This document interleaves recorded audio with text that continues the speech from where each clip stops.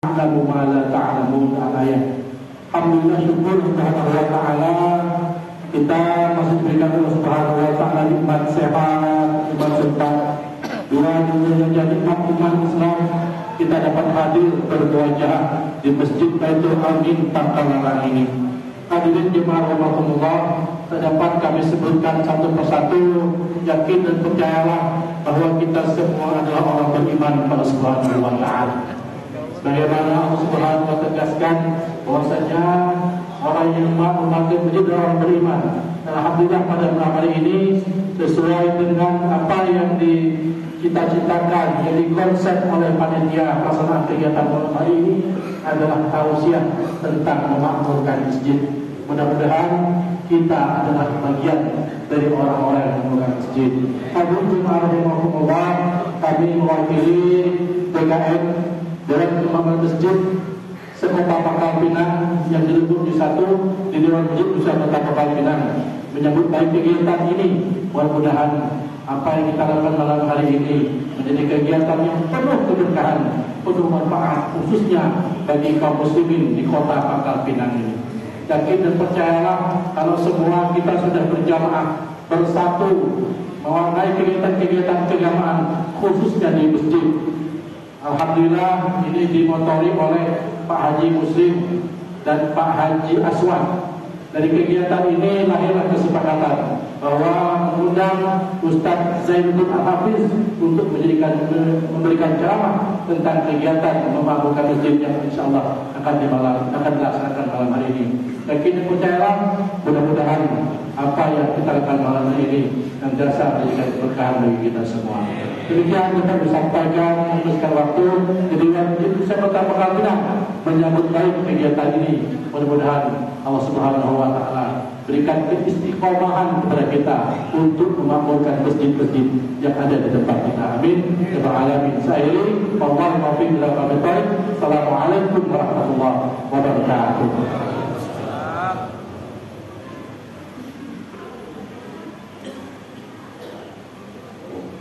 Alhamdulillah, telah kita dengarkan sambutan dari Ketua Dewan Masjid Indonesia Kota Pangkal Pinang yang sekaligus mewakili seluruh pengurus masjid Kota Pangkal Pinang ini. Di sini juga kami ingin sampaikan kepada seluruh jemaah yang hadir, insyaallah untuk waktu isya kita akan kita laksanakan di pukul 19:45. Jadi mudah-mudahan kawan-kawan kita dan seluruh masjid Sekota Pangkal Pinang ini akan hadir walaupun datangnya agak terlambat. Maka dari itu waktu isya kita laksanakan di pukul 19:45. Insyaallah selanjutnya itu akan disampaikan nasihat agama yang insyaallah akan disampaikan oleh Al-Mukarram Ustaz Maulana Zainuddin Al-Hafiz dari Kota Medan. Kepada Al-Mukarram kami persilakan.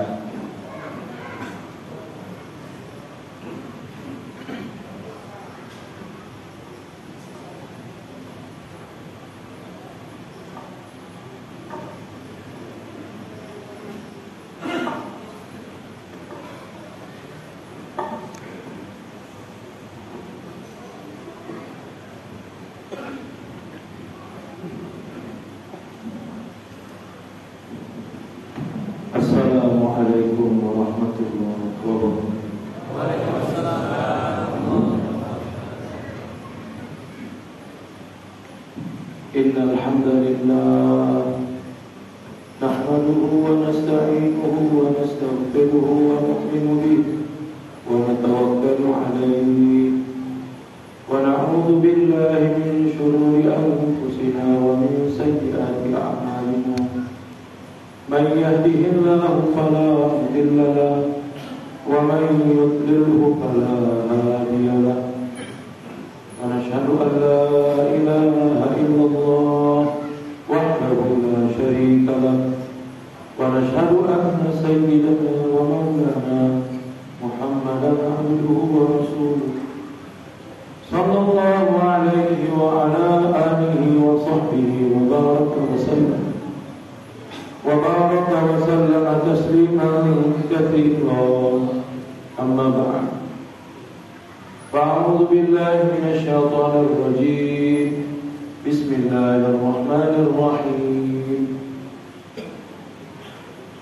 إنما يعمر مساجد الله من آمن بالله واليوم الآخر وأقام الصلاة وآتى الزكاة ولم يخش إلا الله فعسى أولئك أن يكونوا من المهتدين.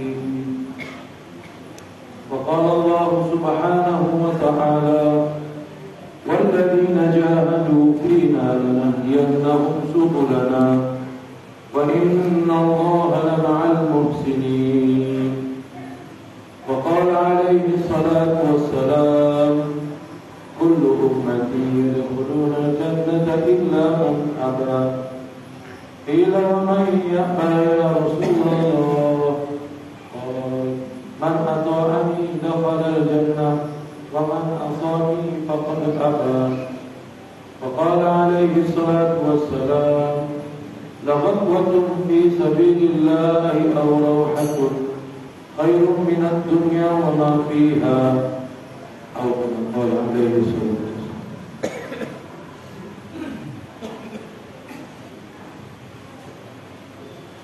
Bapak-bapak, orang-orang tua kami, para alim ulama, ustaz-ustaz, hadirin yang dimuliakan Allah Subhanahu wa taala.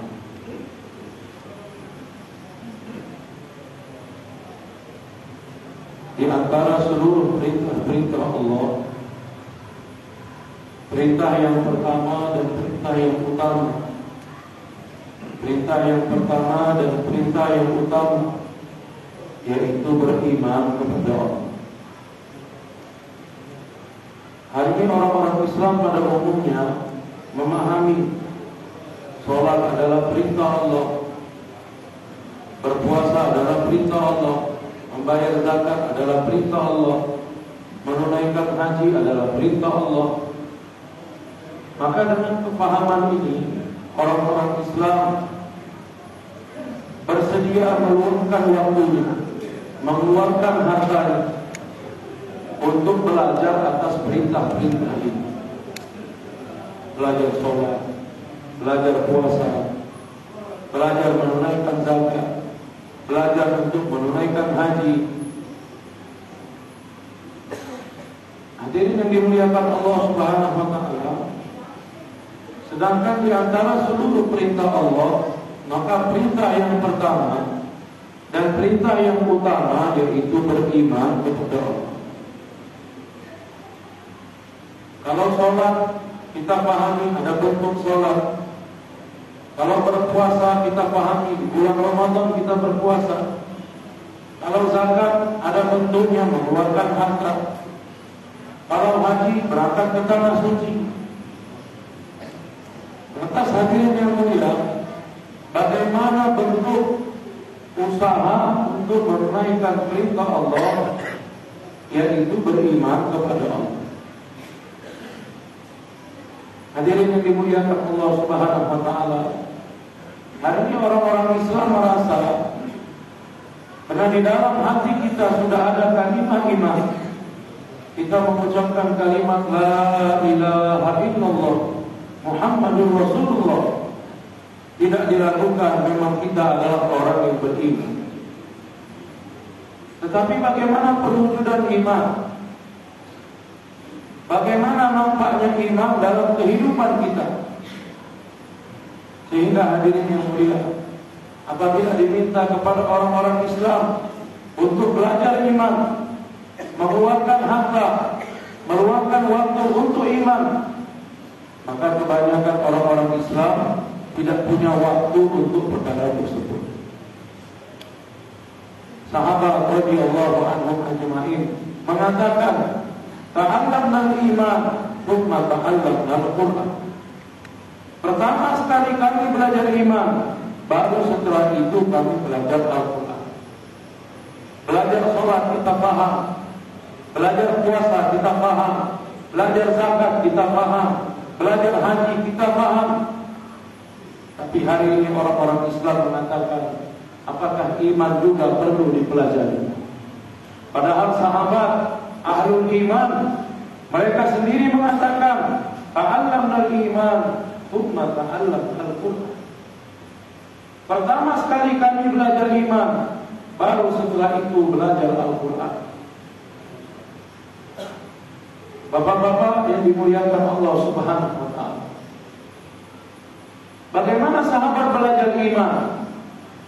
Menjadi orang-orang yang pertama mengusahakan iman, dan mereka belajar iman langsung daripada Nabi Muhammad SAW. Sehingga iman mereka adalah iman yang dimakluk, iman yang diinginkan.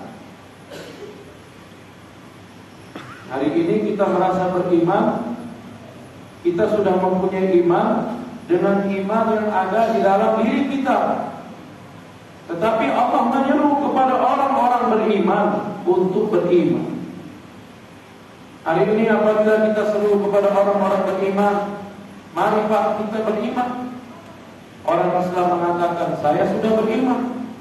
Untuk apa lagi beriman? Kalau kamu mau mengajak beriman, maka ajarlah orang-orang di luar Islam. Kesalahpahaman yang besar datang dalam kehidupan umat. Hadirin yang mulia, mengajak kepada iman adalah kepada orang-orang yang beriman. Allah berfirman dalam Al-Quran, Ya ayyuhalladzina amanu amin. Wahai orang-orang beriman, berimanlah kamu. Kalau kita buka Al-Quran, kita tidak akan jumpa ayat wahai orang-orang kafir, berimanlah kamu, tidak. Tetapi dakwah iman adalah kepada orang-orang yang beriman, kepada orang-orang di luar iman, orang-orang di luar Islam. Maka dakwah mereka adalah dakwah Islam, mengajak kepada Islam. Aslimu taslam. Nabi katakan, ya Aba Sufyan, inni qad jitukum bid dunya wal akhirah. Sesungguhnya aku datang untuk kejayaanmu dunia dan akhirat. Fa aslimu taslam. Masuk Islamlah kamu, maka kamu akan selamat. Mengajak orang yang di luar Islam adalah dikatakan dengan dakwah Islam. Tetapi mengusahakan orang-orang beriman, bagaimana supaya imannya mampu untuk menunaikan seluruh perintah-perintah Allah, maka diberikan dakwah iman. Hadirin yang dimuliakan Allah Subhanahu wa ta'ala, dalam ayat yang lain Allah mengatakan, aminu kama amanan nas. Berimanlah kamu seperti mana manusia beriman. Manusia di sini adalah para sahabat radhiyallahu anhum ajma'in. Didakwah, diajak kepada setiap orang Islam di seluruh alam untuk beriman seperti mana para sahabat beriman. Jadi iman yang Allah kehendaki daripada diri kita adalah iman seperti mana imannya sahabat. Bukan iman yang kita pahami sekarang ini, tapi iman seperti mana imannya sahabat. Bagaimana imannya sahabat radhiyallahu anhum ajma'in, yang mana hadirin yang mulia, mereka tidak pernah mendakwa mereka sebagai orang yang beriman. Ulama mengatakan Allah tidak suka dengan dakwah, tapi Allah suka dengan dakwah, mengajak. Beberapa orang Badui datang kepada Nabi. Allah ceritakan dalam Al-Quran, qalatil a'rabu aman. Mereka mengatakan amanna, kami telah beriman. Allah turunkan ayat, qul lam tu'minu walakin qulu aslamna. Jangan katakan diri kamu sebagai orang yang beriman, tapi katakanlah kamu telah masuk di dalam Islam. Hatta sehingga iman masuk ke dalam hati kamu. Hadirin yang mulia, kalimah iman jelas dalam kalimah thayyibah, la ilaha illallah Muhammadur Rasulullah. Ulama katakan ini lafaz iman. Apabila ditulis di kertas, maka tulisan iman.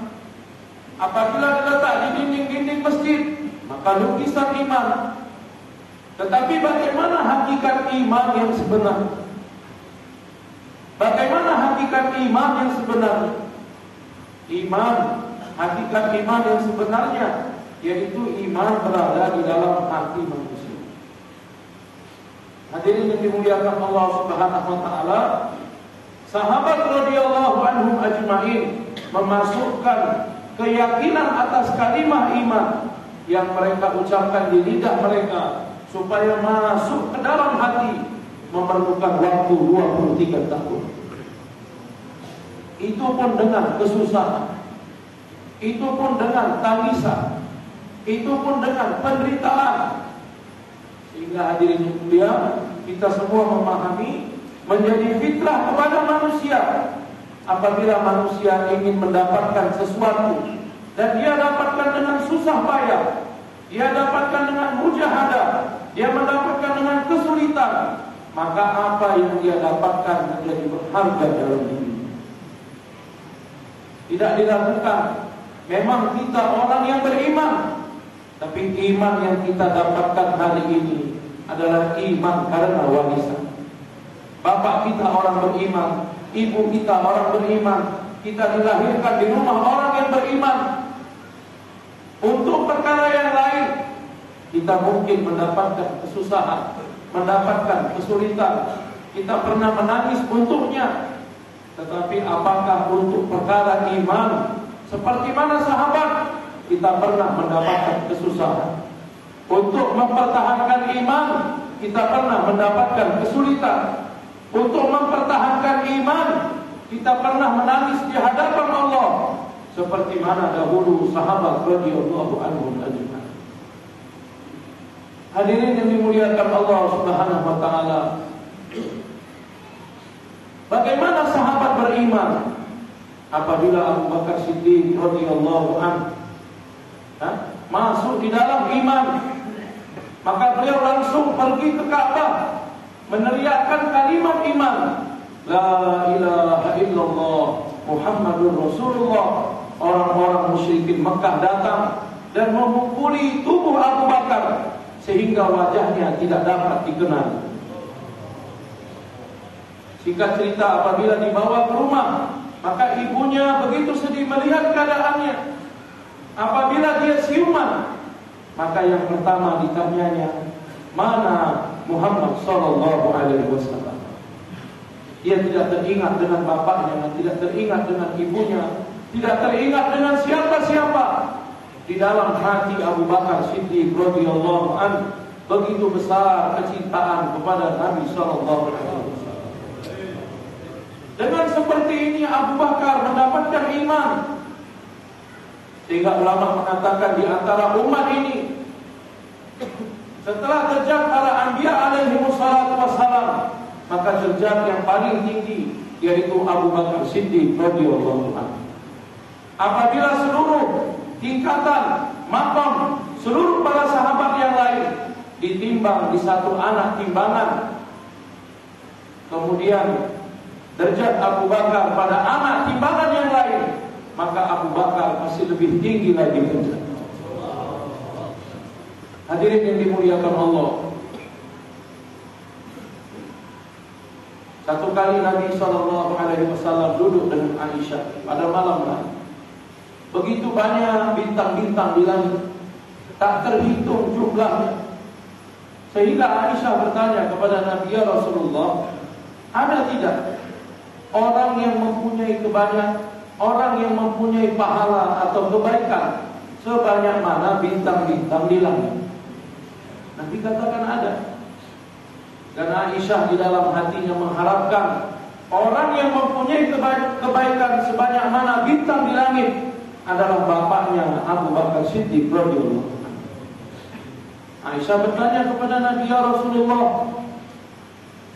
siapa orang yang punya banyak kebaikan seperti mana bintang-bintang di langit?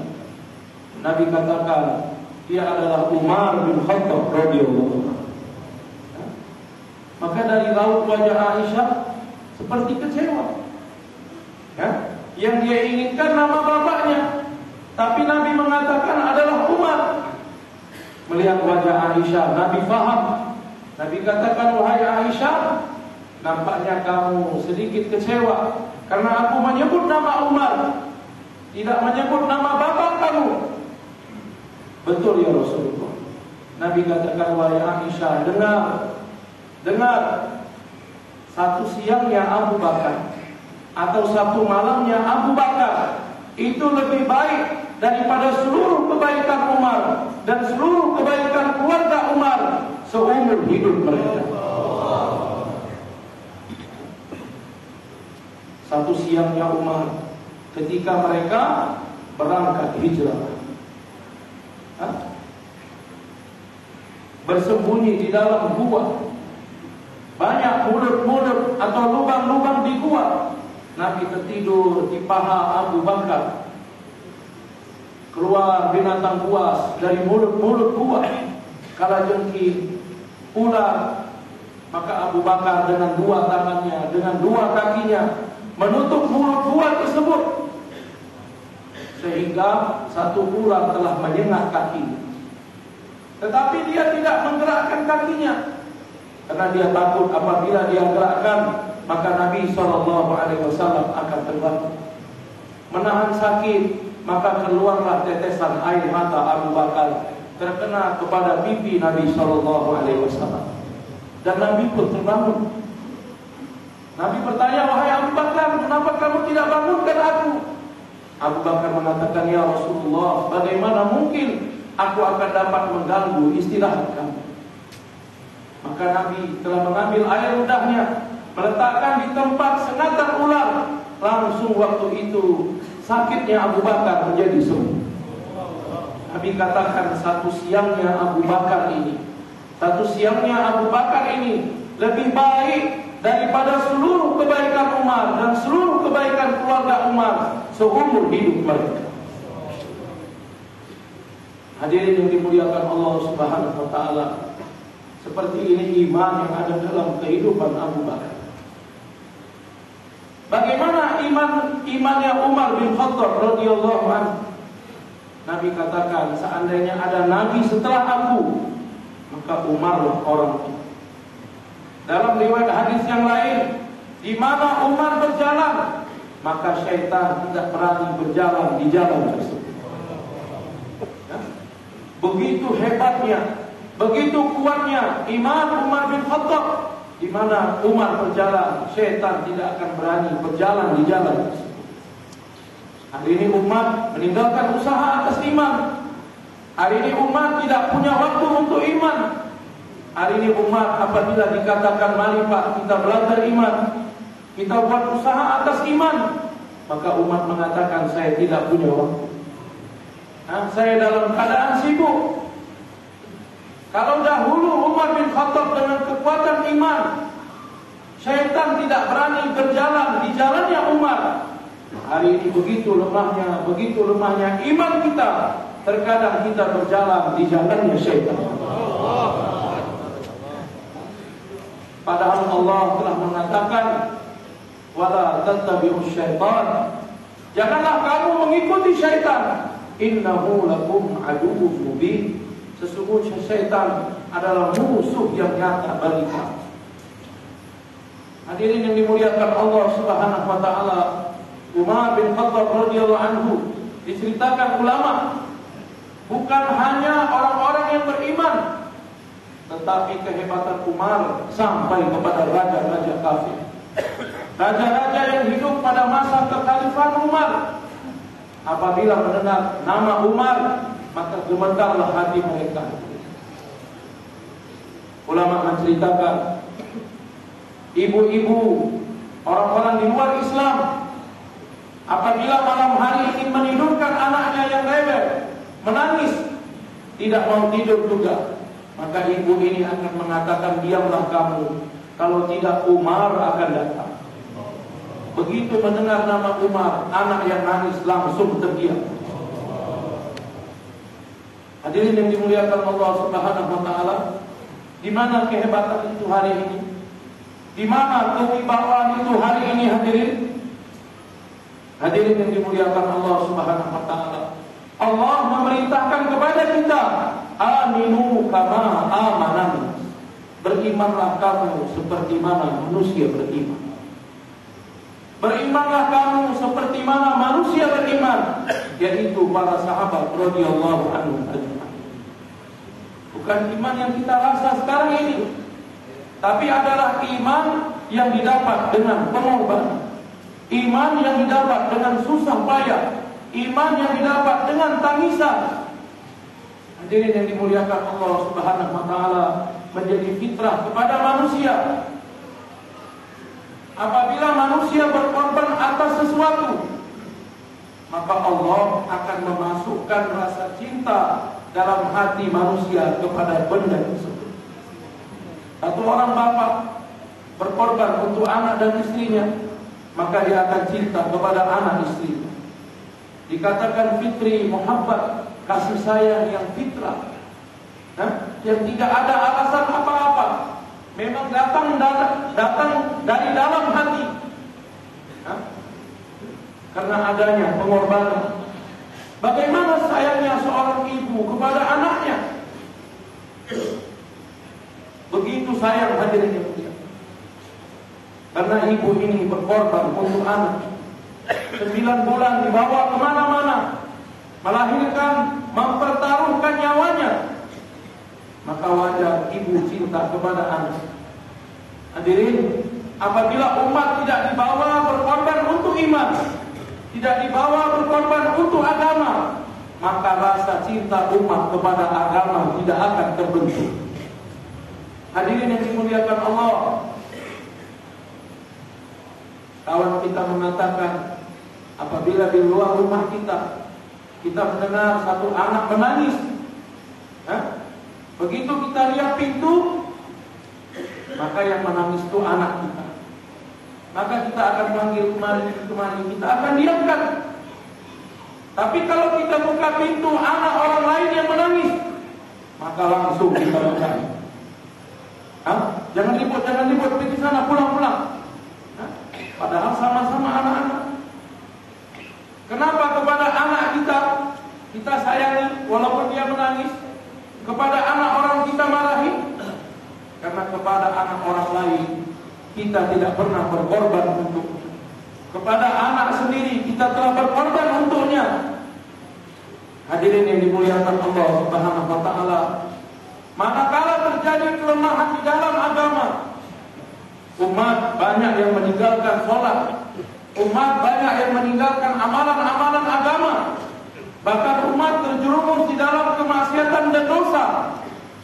Tapi hari ini kita biasa saja. Hari ini kita tidak ada kerisauan. Hari ini kita tidak ada doa. Hari ini kita tidak ada menangis.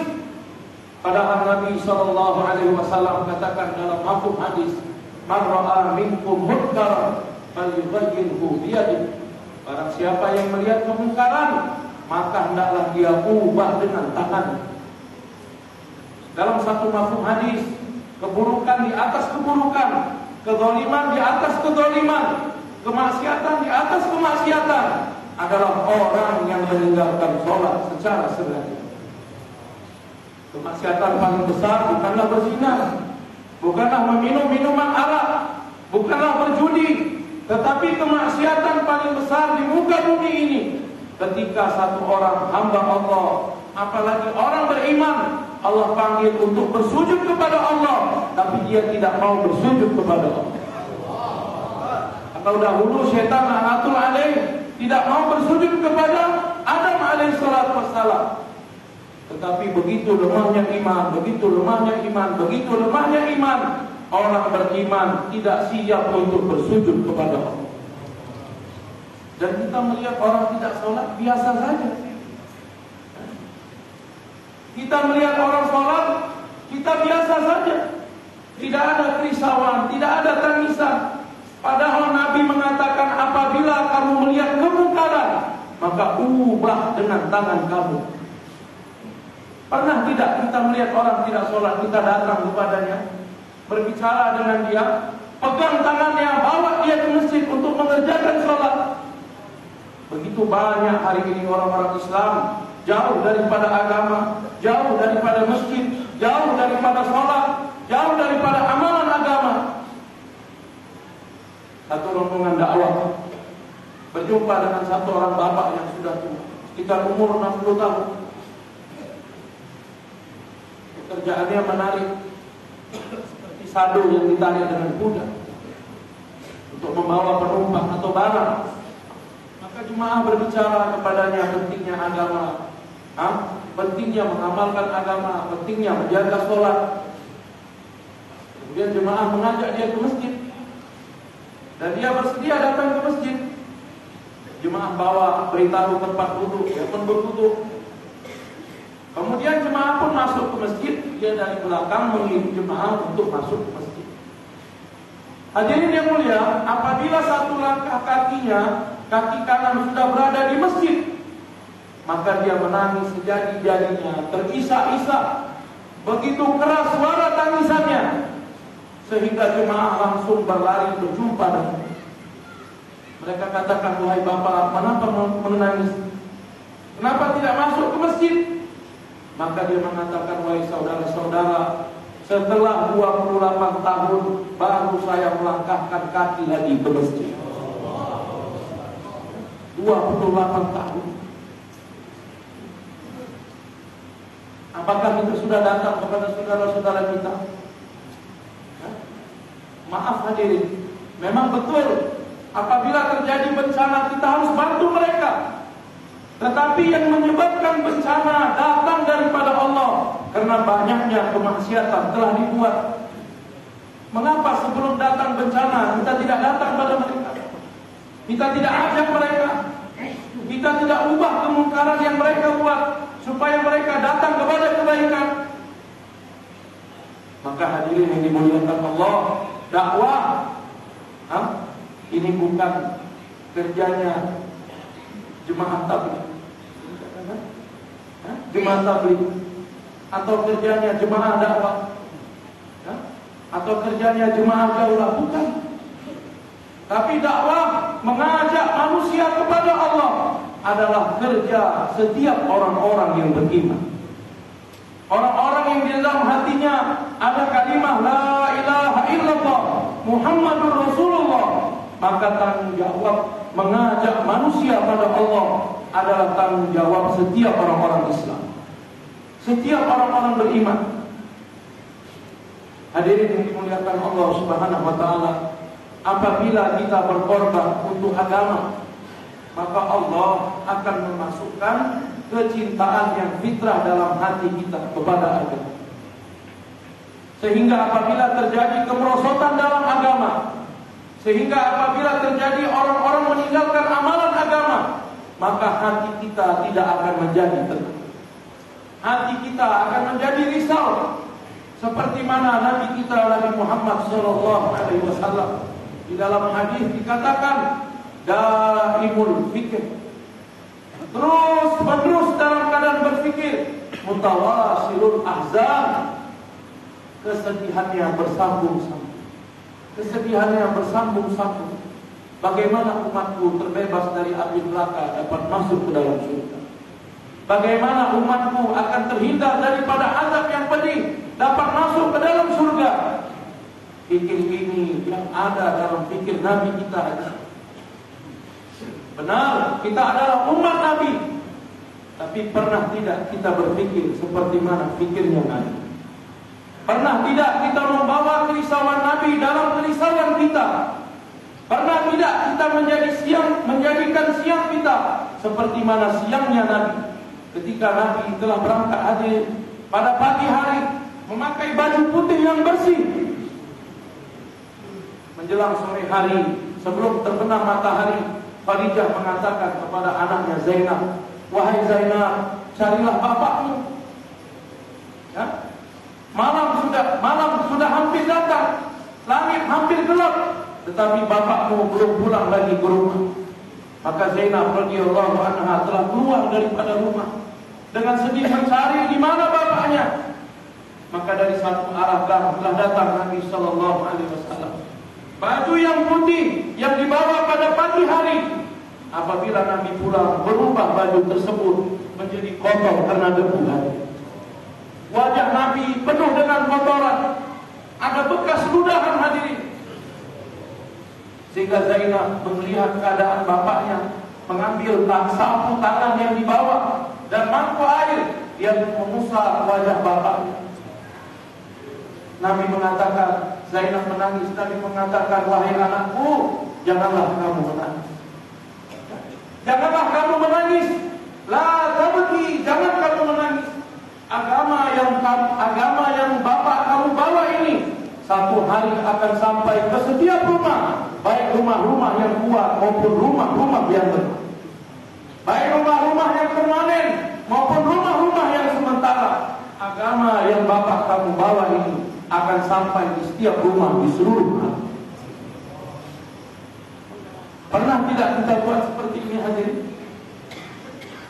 Bagaimana siangnya Nabi menjadi siangnya kita? Bagaimana malamnya Nabi menjadi malamnya kita?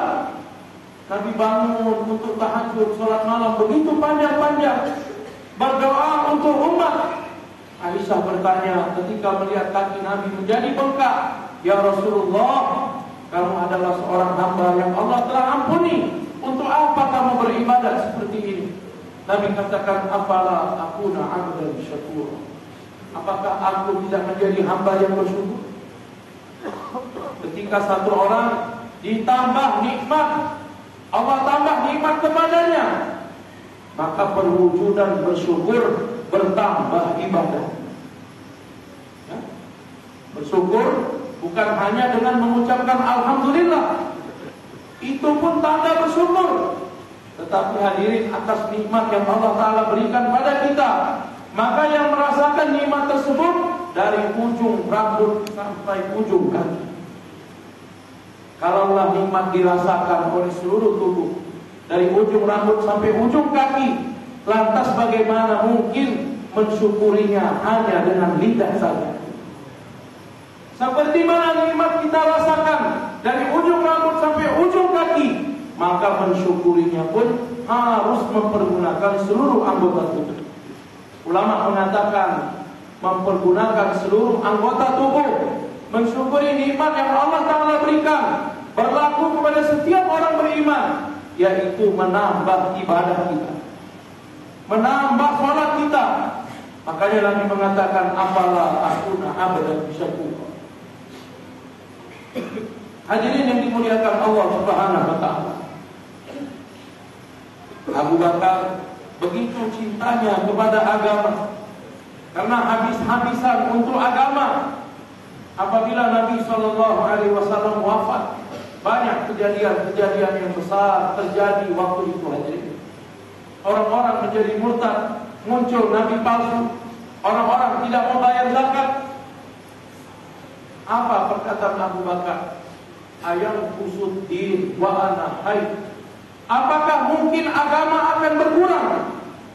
Apakah mungkin agama akan berkurang sedangkan aku, Abu Bakar, masih hidup di muka bumi? Tidak mungkin. Kalau dahulu pada zaman Nabi, orang membayar harta zakat unta memakai tali, padahal tali tidak dizakat. Yang zakat itu hewan ternak, talinya tidak. Tapi kalau pada zaman Nabi orang membayar zakat dengan talinya, dan pada zamanku tanpa tali, maka aku akan perangi orang tersebut. Hadirin yang dimuliakan Allah Subhanahu wa Ta'ala, inilah imannya para sahabat, keyakinan mereka kepada kehidupan akhirat, rindu mereka dengan kehidupan akhirat. Abdullah bin Rawahah radhiyallahu anhu satu kali berada di rumahnya, tidur-tiduran di atas pangkuan istrinya. Apabila sedang tidur-tiduran, maka Abdullah bin Rawahah menangis. Istrinya melihat suaminya menangis, dia pun ikut menangis. Abdullah bin Rawahah tanya, kenapa kamu menangis? Istrinya mengatakan, karena melihat kamu menangis, aku pun ikut menangis. Sahabat hadirin Allah, hubungan suami istri begitu dekat, tanpa alasan apa yang terjadi kepada suaminya, maka langsung terhubung kepada istrinya. Istrinya bertanya, lantas mengapa kamu menangis? Abdullah bin Rawahah mengatakan, aku teringat dengan titian sirah. berada di pangkuan istri tapi teringat dengan titian sirat hadirin. Apakah aku nanti di atasnya dapat menyeberangi sehingga dapat masuk dalam surganya Allah, atau aku akan jatuh terpotong-potong di titian sirat sampai ke neraka jahanam ya Allah. Sahabat berada di rumah di atas pangkuan istri, ingat dengan kehidupan akhirat. Allah, begitu lemahnya iman kita hari ini, begitu lemahnya iman kita hari ini. Kalau sampai rumah tidak ada cerita, bahkan di dalam masjid pun kita tidak teringat dengan kehidupan akhirat. Di dalam masjid pun kita masih sibuk cerita dunia, kita masih sibuk cerita perdagangan kita, kita masih sibuk cerita dengan pertanian kita. Kita lupa dengan kehidupan akhirat. Hadirin yang dimuliakan Allah Subhanahu wa taala, iman seperti inilah iman yang harus kita usaha. Dan iman seperti ini tidak akan datang dengan kita duduk di rumah. Iman seperti ini tidak akan datang dengan kita berada di tempat kita saja hadirin. Tapi iman seperti ini akan datang apabila kita merubah tempat kita. Hadirin yang dimuliakan Allah Subhanahu wa taala, satu kisah yang masyhur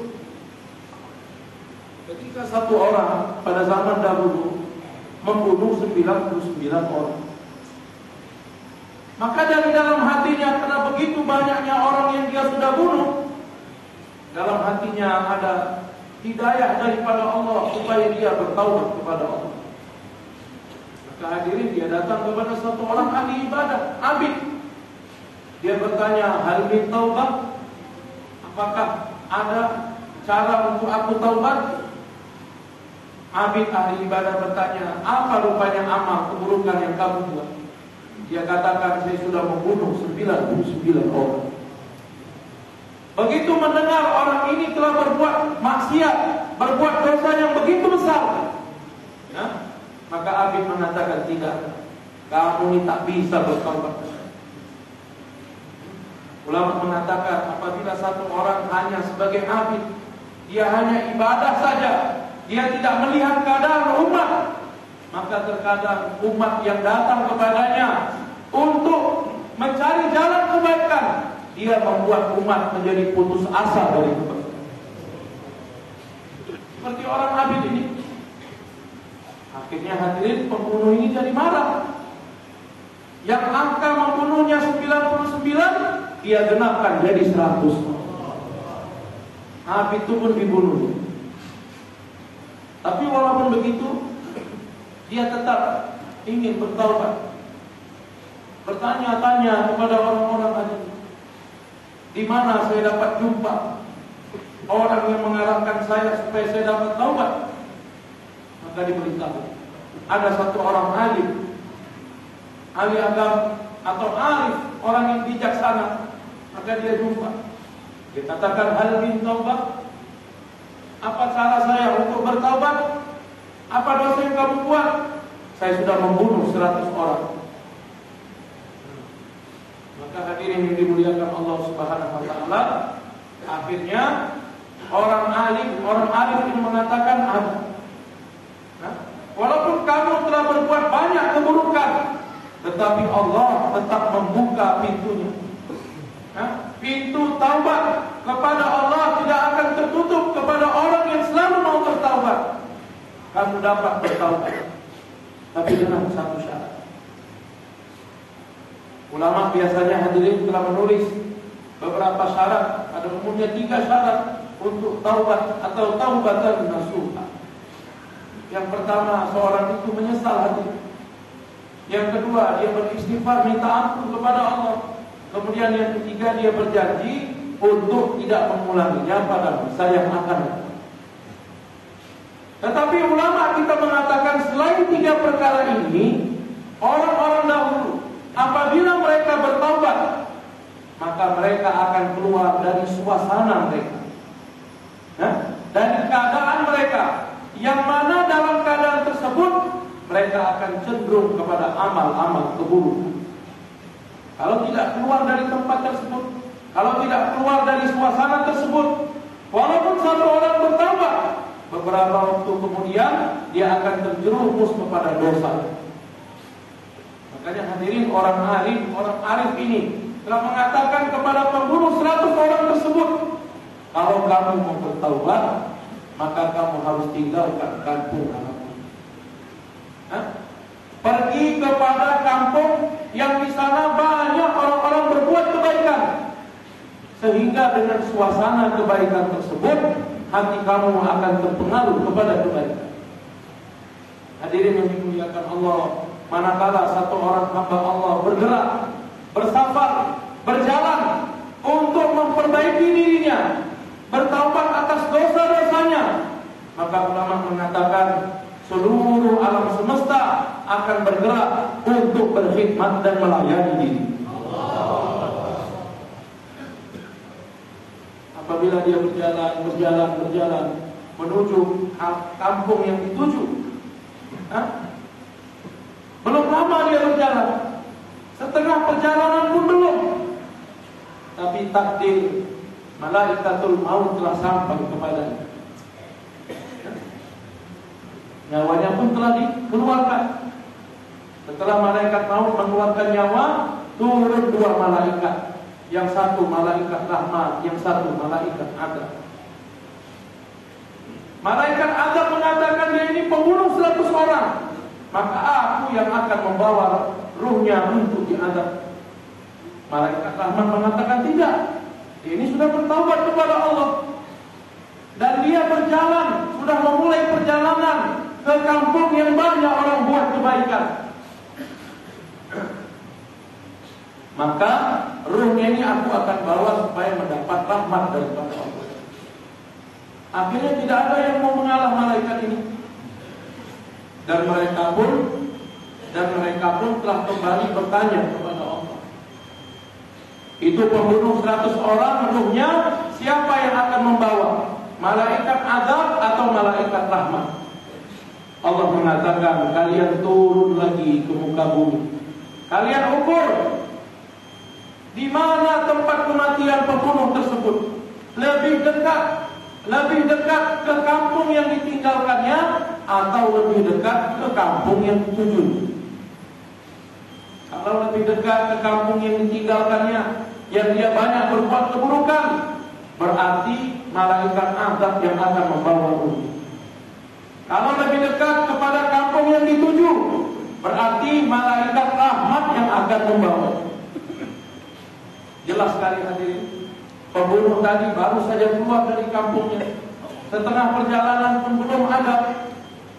Tetapi manakala malaikat turun daripada langit, begitu cepatnya hadirin, bagaimana cepat terbangnya malaikat. Allahu Akbar.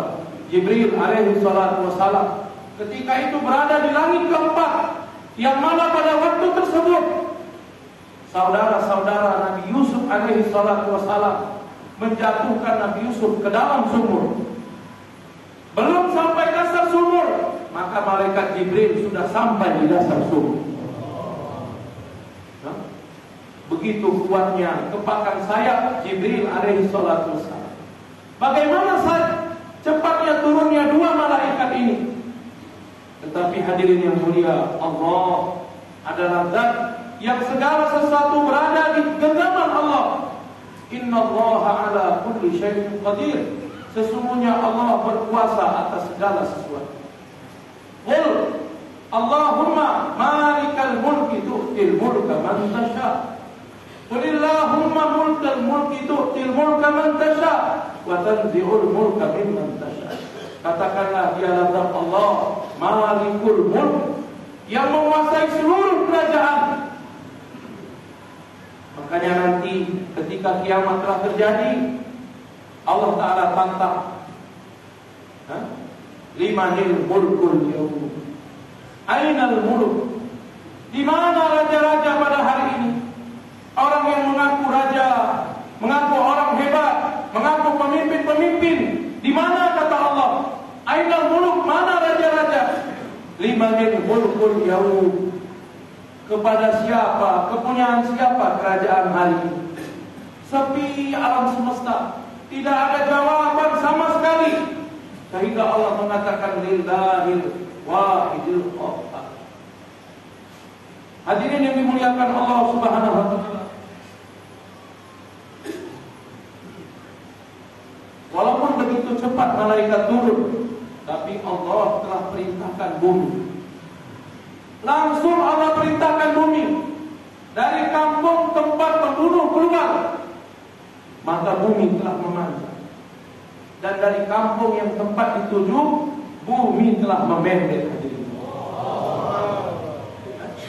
Sehingga apabila malaikat sampai di permukaan bumi, diukur, maka pembunuh tersebut lebih dekat. Orang yang bertaubat itu lebih dekat dengan kampung yang dituju, sehingga dibawa kepada rahmat Allah.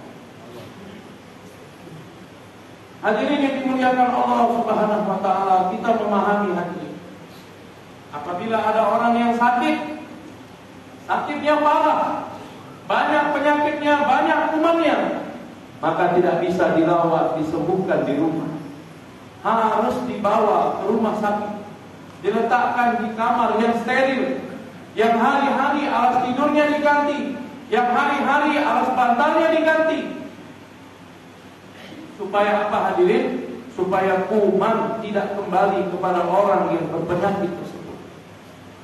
Hadirin yang mulia, hari ini begitu banyak orang mau berbuat baik, begitu banyak orang mau ingin kebaikan, begitu banyak orang mau bertaubat kepada Allah, tetapi karena dia tidak keluar dari suasana, dia tetap berada di suasananya, maka suasana tersebut membuat dirinya tak mampu meninggalkan keburukan-keburukan.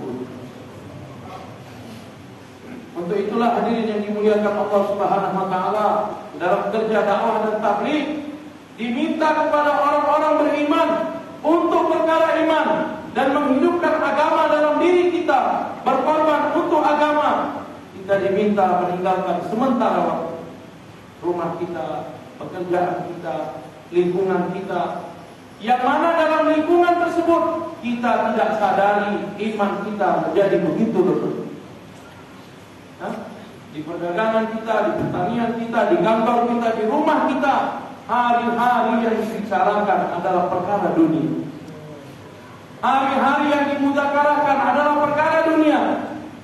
Pulang ke rumah, cerita benda-benda dengan anak istri.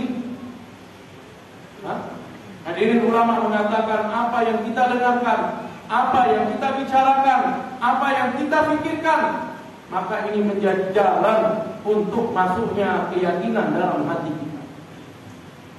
Manakala hari-hari yang kita bicarakan perkara dunia, hari-hari yang kita dengarkan perkara dunia, hari-hari yang kita pikirkan perkara dunia, hari-hari yang kita lihat perkara dunia, 4 indera, mulut, mata, telinga, dan otak, maka itulah dunia yang masuk dalam hati kita. Sehingga ghairullah, keyakinan kepada selain Allah, telah mengambil tempat di dalam hati kita.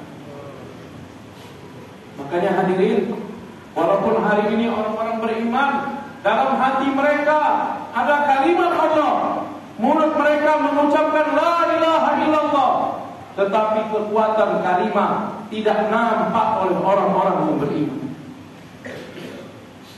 Rabi'i bin Amir radhiyallahu anhu, satu orang sahabat, apabila berangkat menuju Syam, membebaskan Palestina hadirin, maka diundang oleh satu panglima raja sampai ke istananya, dan dia mengucapkan kalimat la ilaha illallah. Maka hadirin mulia, tiang-tiang istana menjadi bergetar. Begitu kuatnya kekuatan kalimat. Kenapa hari ini kekuatan kalimat tidak nampak di hadapan kita? Kalau dahulu sahabat mengucapkan la ilaha illallah, tiang istana orang kafir bergetar. Hari ini keadaan orang beriman, walaupun mengucap la ilaha illallah, tidak usahkan tiang orang kafir, hati mereka tidak bergetar. Padahal Allah mengatakan innamal mu'minun alladzina idza dzukirallah wajilat qulubuhum. Sesungguhnya hanya nama Allah, maka bergetarlah hati mereka. Apabila kita mendengar seruan azan, Allahu Akbar, Allahu Akbar, Allahu Akbar, Allahu Akbar, apakah hati kita bergetar? Bahkan makhluk-makhluk yang kecil dengan satu buah peluru dapat mematikan satu ekor hewan yang besar. Kenapa? Karena peluru berada pada tempatnya. Kenapa hari ini kalimah tidak menzahirkan kekuatannya? Yang mana hari ini orang Islam dalam keadaan terhina, marwah kehormatan orang Islam diinjak oleh orang-orang di luar Islam. Di belahan dunia kita melihat hadirin, bahkan darah orang Islam tertumpah di mana-mana. Padahal dalam hati mereka ada kalimah. Kenapa tidak menunjukkan kekuatannya? Ulama mengatakan karena kalimah hanya berhenti di lidah, tak sampai masuk ke dalam hati. Dahulu sahabat radhiyallahu anhum ajma'in untuk memasukkan kalimah ini, maka mereka perlu waktu 23 tahun. Hari ini saya dan kita semua sudah berapa waktu yang kita berikan untuk iman? Untuk belajar iman, belajar SD, belajar sekolah 6 tahun, SMP 3 tahun, SMA 3 tahun, kuliah lagi 4 tahun, tambah lagi 2 tahun. Belasan tahun kita berikan waktu untuk belajar perkara-perkara dunia. Apakah pernah kita meluangkan waktu, memberikan waktu kita untuk belajar iman tadi? Yang mana tanpa belajar iman, maka orang-orang beriman akan menyia-nyiakan perintah Allah. Di dalam Al-Quran begitu banyak seruan, ya ayyuhalladzina amanu, ya ayyuhalladzina amanu, puluhan. Allah seru orang-orang yang beriman. Tetapi apabila orang beriman dalam hati mereka imannya begitu lemah, maka begitu banyak seruan mereka tidak mampu untuk mengerjakan. Salah satu ciri dari orang beriman mukaddimah, bayang kita, mukaddimah, pembukaan yang kita sampaikan, innama ya'muru masajidallah. Sesungguhnya orang-orang beriman, hanyalah orang-orang beriman itu adalah orang yang memakmurkan masjid-masjid Allah. Subhanallah, masjid kita besar hadirin, penuh dengan fasilitas dibandingkan dengan masjid Nabi SAW begitu jauh. Masjid Nabi tidak usahkan dindingnya, tidak usahkan tiang-tiangnya. Alas masjid Nabi daripada pasir dan kerikil-kerikil hadirin. Sehingga apabila sahabat bersujud, maka nampak dari dahi mereka bekas sujud mereka. Fi wujuhihim atharin minas sujud. Di wajah-wajah mereka nampak athar kesan daripada sujud. Ada bekas-bekas pasir dan tanah di dahi mereka. Walaupun fisik masjid mereka lemah, tetapi masjid Nabi SAW penuh dengan orang-orang Islam yang memakmurkan masjid. Hari ini Masya Allah, masjid kita di seluruh Indonesia hampir-hampir 1 juta masjid. Masjid paling banyak di seluruh dunia hadirin. Tetapi kita memohon ampun kepada Allah. Kita datang ke masjid-masjid, masjidnya begitu megah-megah, tapi kosong daripada jemaah. Masjid makmur bukan dengan alas yang cantik. Masjid makmur bukan dengan banyaknya kipas angin. Masjid makmur bukan dengan banyaknya hiasan di masjid. Tapi masjid menjadi makmur apabila orang-orang beriman, orang-orang Islam datang ke masjid, memberikan waktu tiap-tiap hari untuk membuat amalan masjid. Ada 4 amalan masjid: dakwah, mengajak manusia pada Allah; ta'lim wa ta'allum, belajar dan mengajar; zikir dan ibadat; kemudian khidmat, melayani orang-orang Islam. Bapak-bapak hadirin yang dimuliakan Allah Subhanahu wa taala, maka untuk perkara iman, perkara agama, pada zaman kita ini hadirin, satu cara yang begitu mudah untuk belajar mengamalkan agama. Kalau belajar ilmu agama banyak wadahnya, pesantren, di pengajian, majelis-majelis taklim. Tetapi hadirin, kita mau belajar mengamalkan agama. Ilmu yang kita sudah dapat, bagaimana berubah menjadi amalan. Daripada maklumat menjadi makmulat. Daripada pengetahuan menjadi amalan-amalan. Tidak hanya kita mengetahui, tapi wujud amalan dalam kehidupan kita. Maka untuk itu hadirin yang dimuliakan Allah, kita himbau kepada setiap orang beriman, orang-orang Islam, untuk perkara iman, untuk perkara agama, dan untuk memakmurkan masjid-masjid Allah, meluangkan waktu untuk berangkat keluar di jalan Allah. Ya? Orang bertanya, apa ini kerja jemaah? Meninggalkan anak, meninggalkan istri, keluar di jalan Allah. Maka jawaban kita untuk mengusahakan iman, untuk belajar iman, yang mana nanti setelah beberapa hari pulang ke rumah, apa yang telah dipelajari ketika berusaha keluar di jalan Allah, itulah yang akan diajarkan di rumah. Hari ini hadirin, kepala keluarga, satu orang bapak memahami tanggung jawab adalah memberikan nafkah kepada anak dan istrinya. Tapi lebih daripada itu, tanggung jawab yang lebih besar kepada satu orang suami, kepada satu orang bapak, memastikan bagaimana anak dan istrinya, keluarganya tidak masuk dalam neraka-Nya Allah. Istri kita kekurangan benda, kita langsung risau. Istri kita kekurangan pakaian, kita langsung kerja cari duit. Tapi hari ini kita lihat istri kita tidak tutup aurat. Kita lihat istri kita tidak membaca Al-Quran. Kita lihat istri kita tidak mengerjakan sholat. Dan kita biasa saja hadirin. Padahal Allah Ta'ala telah berfirman di dalam Al-Quran. Allah mengatakan supaya ya ayyuhalladzina amanu qu anfusakum wa ahlikum nar. Wahai orang-orang beriman, jagalah diri kamu dan keluarga kamu dari api neraka. Bagaimana api neraka hadirin?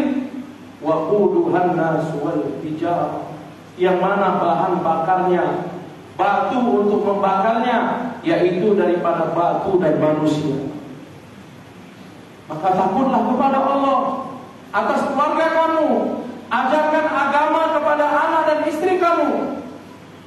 Apabila satu orang wanita tidak diajarkan agama, keperluan dunianya kita penuhi di dunia ini, tapi dia tidak amalkan agama, dia tidak sholat, dia tidak tutup aurat, maka nanti di akhirat, apabila Allah putuskan dia masuk dalam neraka, maka dia akan bersaksi di hadapan Allah. Wahai Allah, dahulu bapakku, suamiku, saudara laki-lakiku, anak laki-lakiku, apa yang aku minta mereka selalu berikan.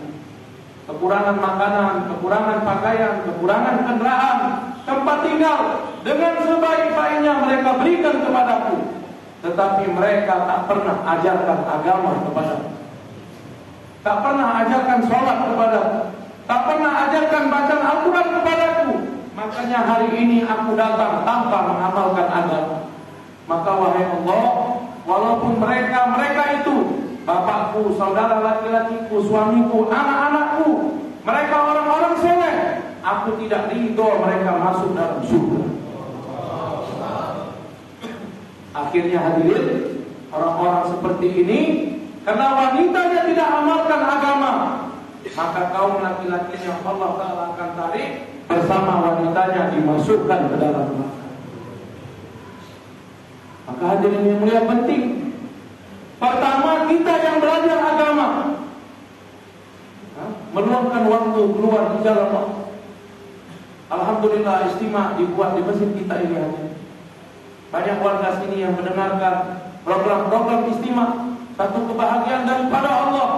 Dan ini satu jalan untuk kita sama-sama belajar menghidupkan amalan agama, belajar menghidupkan amalan-amalan masjid. Yang belum pernah apa itu jemaah, maka kita coba belajar. Malam ini buat persiapan, besok kita berangkat keluar 3 hari di jalan Allah. Dan pada pertemuan kita ini hadirin, biasa akan dibentuk jemaah 4 bulan di jalan Allah. Begitu juga jemaah 40 hari di jalan Allah, mengikut kemampuan masing-masing. ada jemaah yang lebih banyak hartanya, pengorbanannya, maka akan diberangkatkan ke luar negeri. Lebih sedikit hartanya akan diberangkatkan keluar pulau. Lebih sedikit lagi maka akan bergerak di sekitar pulau kita ini mengikut kemampuan masing-masing. Hadirin yang dimuliakan Allah Subhanahu wa taala, apabila kita telah belajar masa keluar di jalan Allah dengan 4 amalan, dakwah, taklim wa ta'allum, zikir, ibadat dan khidmat, maka nanti apabila kita pulang ke masjid kita, 4 amalan inilah yang akan kita buat di masjid kita. Sehingga di masjid kita ada amalan dakwah, di masjid kita ada amalan taklim, di masjid kita ada amalan zikir dan ibadah, dan di masjid kita ada amalan khidmat.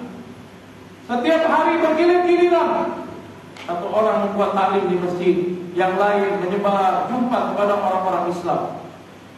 Keluarkan orang Islam dari suasana keduniaan, suasana kelalaian, bahkan suasana kemungkaran, membawa mereka kepada suasana yang makruh, suasana yang baik. Dakwah, dudukkan dalam taklim, terus-menerus. Apabila masuk waktu sholat, maka dirikan ibadah. Ada kemampuan, kita sediakan sedikit di masjid kita, air minuman, teh, air panas kepada orang-orang yang datang ke masjid, kita berkhidmat kepada mereka. Inilah 4 amalan yang mana dahulu Ibrahim alaihi salatu wassalam berdoa kepada Allah supaya Allah utus satu orang nabi yang akan membuat 4 amalan ini. Rabbana wab'ath fihim rasulan minhum yatlu alaihim ayatika wa yu'allimuhumul kitaba wal hikmah wa yuzakkihim innaka antal azizul hakim. Wahai Rabb kami, utuslah daripada mereka satu orang rasul yang akan membacakan ayat-ayat Allah pada mereka. Inilah dakwah. Wa yu'allimuhumul kitaba wal hikmah, mengajarkan kitab dan hikmah. Inilah ta'lim wa ta'allum. Wa yuzakkihim, dan mentazkiyah mereka dengan jalan ibadat dan zikir. Allah Ta'ala telah kabulkan doa Nabi Ibrahim. Huwallazi ba'atha fil ummiyyin rasulan minhum yatlu 'alaihim ayatihi wa yuzakkihim wa yu'allimuhumul kitaba wal hikmah wa in kanu min qablu fi dhalalin mubin. Dan Allah telah mengaruniakan amalan ini kepada umat ini. Laqad manallahu 'alal mu'minin id ba'atha fihim rasulan minhum yatlu 'alaihim ayatika wa yu'allimuhumul kitaba wal hikmah wa yuzakkihim. Dan amalan ini yang mau kita hidupkan di rumah-rumah kita. Sehingga rumah kita ada suasana dakwah, rumah kita ada suasana taklim, rumah kita ada suasana zikir ibadah, rumah kita ada suasana khidmat. Seperti mana di rumah-rumah sahabat hidup dengan amalan agama. Rumah-rumah sahabat, rumah Nabi kosong daripada benda-benda dunia, tapi penuh dengan amalan agama. Hari ini terbalik, di rumah kita kosong daripada amalan agama, penuh dengan benda dunia. Maka atas perkara ini hadirin diminta kepada bapak-bapak semua tanpa terkecuali supaya kita buat pengorbanan untuk agama Allah Subhanahu wa taala. Seperti mana dahulu para sahabat, apabila mereka diminta untuk perjuangan agama, maka sahabat berangkat di jalan Allah Subhanahu wa taala. Mereka korbankan apapun yang mereka punya, dalam keadaan apapun mereka berangkat di jalan Allah Subhanahu wa taala. Karena para sahabat mengetahui agama yang Allah Ta'ala berikan kepada kami ini adalah satu amanah. Hari ini yang kita pahami, agama itu sholat, agama itu puasa, agama itu zakat, agama itu haji. Kita tidak mengingkarinya, benar. Tapi sebenarnya agama adalah satu amanah. Apa amanah? Amanah adalah perkara yang harus disampaikan. Kalaulah dahulu sahabat Nabi setelah mendapatkan agama, mereka duduk di Masjid Nabawi, sholat-sholat, zikir-zikir, baca Quran, tidak menunaikan amanah, menghantar jemaah datang ke Indonesia, maka hari ini kita tidak menjadi penyembah Allah Ta'ala. Hari ini kita akan menyembah pohon-pohon, kita akan menyembah batu-batu. Karena tidak ada sahabat yang berangkat meninggalkan Mekah, meninggalkan Madinah untuk memperjuangkan agama. Agama adalah nama dari satu amanah. Yang mana amanah yang Allah Ta'ala berikan kepada kita, kita harus bergerak dengan semampu kita untuk jumpa kepada manusia di seluruh alam. Dan karena amanah inilah Allah katakan kita sebagai umat yang terbaik. Allah berfirman, kuntum khairu ummatin ukhrijat lin-nas ta'muruna bil ma'ruf wa tanhauna 'anil munkar. Kamu adalah umat yang terbaik yang dikeluarkan untuk seluruh manusia. Kita bukan hanya dikeluarkan untuk orang Pangkal Pinang saja, bukan hanya untuk orang Bangka saja, bukan hanya untuk orang Babel saja, bukan hanya untuk orang Indonesia saja, bukan hanya untuk orang Asia saja, tetapi setiap kita Allah Ta'ala hadirkan di dunia ini, lahirkan di dunia ini untuk berjumpa kepada manusia di seluruh dunia. Maka atas perkara ini, hadirin yang dimuliakan Allah Subhanahu wa Ta'ala, sahabat dalam keadaan apapun mereka berangkat di jalan Allah. Tidak ada yang mencegah mereka, perkara-perkara keduniaan yang mencegah mereka dari perjuangan agama. Abu Ayyub Al-Ansari radhiyallahu anhu, walaupun sudah tua berumur 92 tahun, ketika akan berangkat di jalan Allah, anaknya mengatakan, wahai bapak sudah tua, tinggal saja di rumah, biar kami yang berangkat memperjuangkan agama. Abu Ayyub mengatakan, benar yang kamu katakan, tapi bagaimana mungkin ketika aku mendengar ayat infiru khifafan wa thiqal, keluarlah kamu dalam keadaan berat maupun dalam keadaan ringan. Ringan keadaan kita disuruh keluar di jalan Allah. Berat keadaan kita, banyak masalah. Masalah dengan istri, masalah dengan anak, masalah dengan pekerjaan, semua masalah itu pun Allah perintah untuk keluar di jalan Allah. Dan Allah mengatakan dzalikum khairul lakum, keluar itu lebih baik bagi kamu. Tapi kadang kita lebih pandai, enggak keluar lebih baik. Betulkan toko kita lebih baik, betulkan sawah ladang kita lebih baik, betulkan pekerjaan kita lebih baik. Padahal Allah mengatakan dzalikum khairul lakum, perkara itu keluar di jalan Allah lebih baik bagi kamu. Makanya sahabat apabila ada permintaan berangkat di jalan Allah, maka mereka tidak banyak pikir-pikir, mereka akan langsung berangkat di jalan Allah. Abu Ayyub Al-Ansari walaupun sudah berumur 92 tahun, terus mengikuti jemaah, bersama jemaah berangkat di jalan Allah. Di tengah perjalanan sakit keras dan syahid di jalan Allah. Sebelum meninggal dunia beliau pesan kepada jemaahnya, nanti kalau aku meninggal dunia, jangan kuburkan aku di tempat mana aku meninggal, tapi bawalah jenazahku. Bawalah jenazahku sampai di mana destinasi kamu yang terakhir, tujuan tempat kamu yang terakhir, maka kebumikanlah aku di sana. Orang bertanya, supaya apa wahai Abu Ayyub? Abu Ayyub mengatakan, nanti di akhirat ketika aku berdiri di hadapan Allah, sahabat tidak katakan salatku sekian banyak, baca Quranku tidak sekian banyak, zikirku sekian banyak, tidak hadir. Tapi Allah bertanya kepada sahabat, wahai Abu Ayyub, apa yang telah kamu buat untuk agama? Apa pengorbananmu untuk agamaku? Abu Ayyub mengatakan, wahai Allah, nanti aku akan jawab di hadapan Allah.